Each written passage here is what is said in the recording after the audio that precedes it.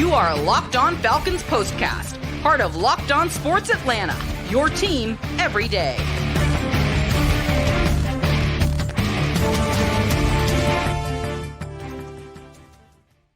Welcome in, everyone, to a Locked On Falcons postcast. I am, of course, Aaron Freeman, the host of Locked On Falcons, joined as usual by Jarvis Davis, one of the co-hosts of the ATL Day Ones podcast on the Locked On Sports Atlanta podcast feed. And we're coming at you guys live on YouTube, maybe, a little bit later on the Locked On Falcons audio feed. And we're here to talk about the Falcons' loss to the Ravens. If you can't tell, I'm a little frustrated by this Falcons team, Jarvis, watching this offense. Really, they were on the struggle bus for basically the first quarter. They decided, you know what, we're gonna start this game out by not giving the ball to the guy that had 139 yards rushing last week on any of the plays. They wanted to get into a drop back passing game for whatever reason. And then all of a sudden the offense starts to work when they start dialing up some screens and some rollouts, some high percentage passing plays for Desmond Ridder. Jarvis, take the floor and tell me what you saw from this Falcons offense that led to their struggles early in this game. One word: befuddled. I was trying to figure out what the hell was Arthur Smith doing. I'm literally trying to say, okay, I'm trying to find logic because, like I said, I always appreciate. I think, Arthur Smith is a solid play caller, right? Let me start out by saying that.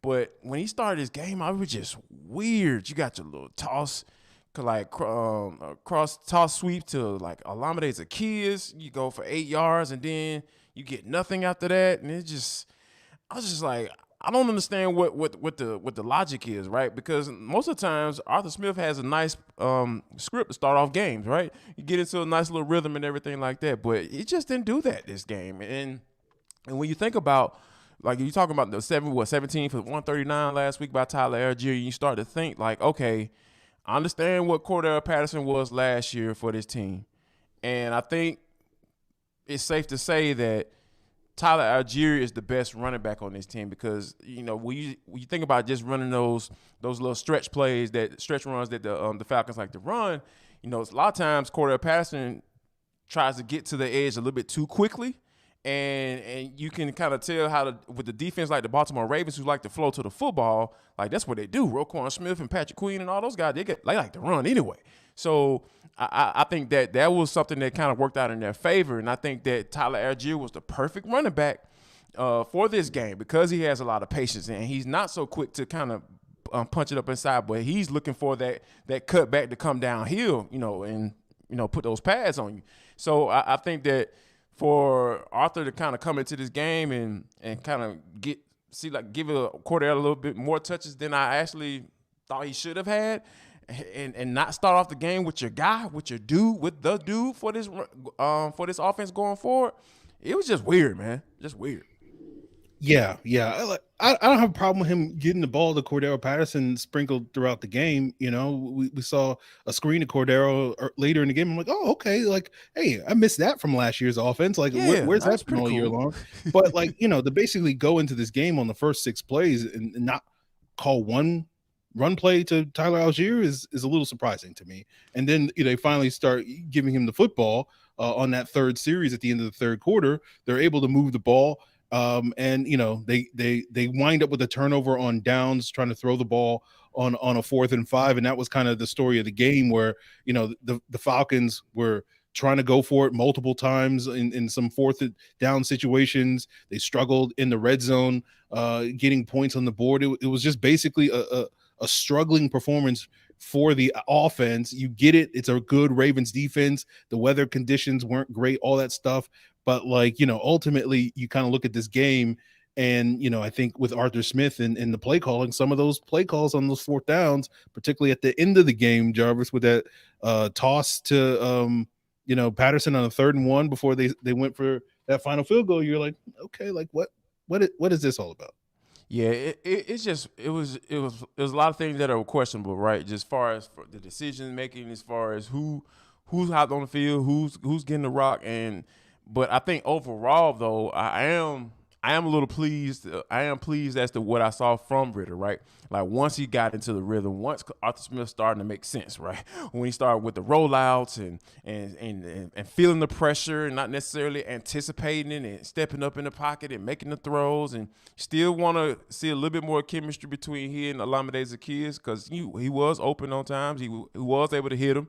But, there were some times where he threw a nice ball and Zaccheaus kind of slipped down. It was like, man, it seemed like there's always something going on. So I think that there were some things to be like pretty pleased with when you from the rookie quarterback, because, the throw that he made to Drake London, he was down there like going into, he caught the ball.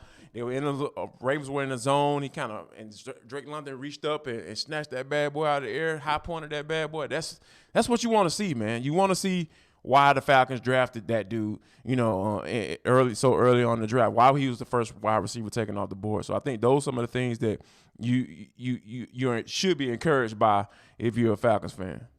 Yeah. There were some positive moments, once you got past the first quarter of this game. Right, yeah. The start was just it's just very weird. Yeah, it's just like when you and it's not like the Ravens. It wasn't like last week where the Saints got off to that big start. Like the Ravens did get out to a 14-0 lead, but it was mostly just a slow burn 14-0 lead. No real threat though for the game to get out of hand. Like yeah, the defense was playing okay. Yeah. So like it's their margin for error is thinner, right? Like yes. they can't fall behind in these games just because you are kind of riding this roller coaster, not the Mariota coaster, but the Ridder coaster a little bit. And the Ridder coaster is not constantly up and down. It starts real slow. Yeah, man. Then it ramps up, and then you get a little excited. It's the fourth quarter. It's like 6 minutes to go. Like, okay, now it's fun. Like, now. Let's do this. And then, but it's too little too late at that point in time. And we'll wrap up today's episode talking a little bit about what's in store for the rest of the season, as well as heading into the season now that the Falcons playoff chances are seemingly done. We haven't got the official word, but I think basically with the Panthers winning, that pretty much eliminates the Falcons from the postseason. But Jarvis, what are you sort of looking for from this team in these final two games? Kind of like very similar to what I was looking for in these last four games with Desmond Ridder at the quarterback position, right? I obviously want to see what he's capable of. Like, I want him to see him in some situations where, hey, you need to make a play on fourth down and you need to make a throw, and you're able to do that. On fourth down against the Saints, and now you got fourth down against the Ravens, and you make a throw. And unfortunately, they both ended the same kind of manner with the wide receiver fumbling the football, which is another weirdo type situation. But I think that, you want to see guys, how they respond to that, right? Like London has to hold on to the rock. Like, sleeves, I don't give a damn about none of that. Like, the dude got to hold on to the football. If you got to call Tiki Barber and say, hey, man, how did you fix your fumbling issues? Like, make that phone call. Like, do something. Like, do something, young man. You can't sit up here and just acknowledge it and be like, yeah, that's my fault. I should have do that. And your teammates come pick you up. You got to do something on the field to rectify that situation, because it's unacceptable. It's like the key moments in the game, you can't be fumbling the rock. So I want to see what Drake London does these last couple of games. Because guys going to see that on film, man. You're going to see it every week. You don't think the Ravens watch film and see how the Saints poke that bad boy out? As soon as he catch it, y'all better strip it. If you don't strip it, I'm gonna come out on the field. And this is the John Harbaugh probably speaking. He was like, "Hey man, if y'all don't strip it, I'm going to go come out there and come strip that bad boy." So I want to see how these guys respond to different situations. Defensively, I want to see some better action on the back end of this defense. I want to see some better play from Richard Grant. I want to see I want to see some better play from Troy Anderson, man. Like, there was some very interesting plays by 44. I don't, and I found it funny because, I dropped a little video, some little film breakdowns type situation this week. And then, AtlantaFalcons.com, hey, Troy Anderson is really starting to come along. Oh, is that right? And so I want to see it. I want to see that. Like all that stuff what those coaches were talking about, hey, the progression and development and all that stuff, I want to see it too. Like, 'cause everybody, the football is subjective sometimes, right? A lot of people make arguments about what they see and what they don't see. I want to see the young man play better. Period. Well, Jarvis, what I don't want to see is Darren Hall and Cornell Armstrong starting opposite AJ Terrell anymore. That is done. Like I think we did get to see. Yes, that's a safe assumption right there. Yes, I'm with you. I think it's we get to see D Alford late in the game. Deshaun Jackson beat him on a go ball, thankfully. Tyler Huntley, but I will take that all cool day. With that. I'm cool yeah, with I that, could man. take that. D Jack's been cooking corners for a years, decade. Man. Yeah, Yes. so like I'll take that. But like the other stuff from Armstrong and Hall, like they have not played well in like 8 weeks, and I'm just like, why are we still doing this? Why are we still trying this out, man? Yeah, like I'm so done with that. Like, please, like we had the Falcons had to play him early on in the season due to injuries and everything like that. There was no reason for why that man should be on the field at this point, or neither one of those guys, because D. Alford, the dude can make plays, man. Like he gonna get beat. Yeah, DJ been in the league forever.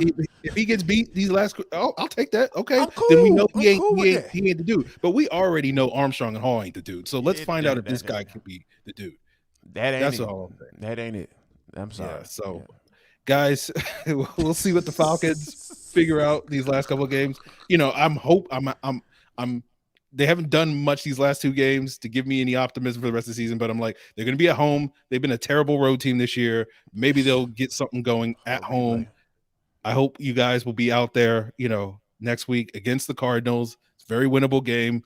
Maybe this team will get to 6 wins. Is it? And then, everybody that said, Aaron, you're crazy for predicting a 5-12 season, can make me eat that plate of crow when they get to 6-11. I was so off. I think that was a half pat on the back there, Aaron. I don't know if that was a kudos. I got to be petty here at the end of the game. I got nothing else. I got nothing. So, guys, we appreciate you for tuning in for another Locked On Falcons. I break down on film. Sorry, my bad.